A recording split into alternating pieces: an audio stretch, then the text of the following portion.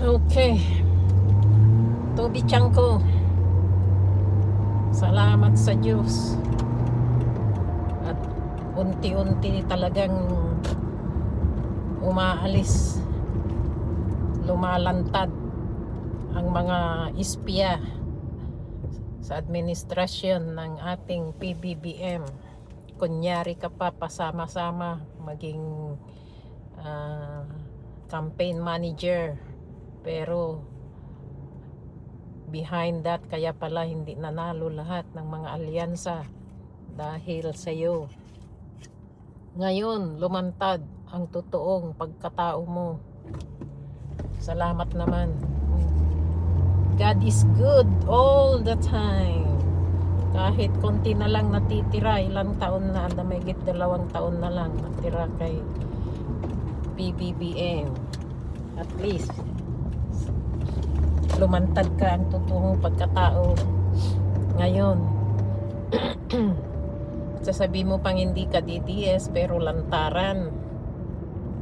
Sasabi mong 100 million% na kaya nila gustong i-impeach, kaya itong mga congressman gustong i-impeach si Sara dahil sa corruption. Oy, excuse me, hindi yung mga member ng Congress ang nagsampa ng impeachment. Takot ka rin mabulgar ka, kaya gusto mo siyang hindi ma-impeach para birds with the same feather flock together. Huwag ka nang magtago. Lalabas din ng kung sino ka. Basta lahat ng kumakampi kay ay mayroong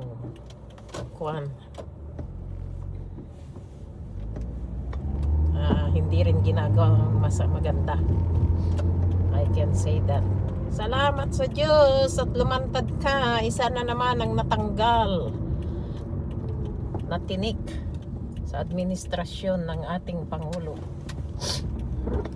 Kunyari ka pa 1 million%. 1 million%. Really?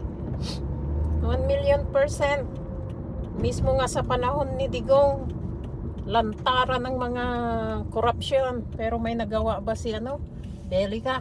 Wala, dahil kunyari rin yun, panakip butas lang din yun, yung pag niyang corruption.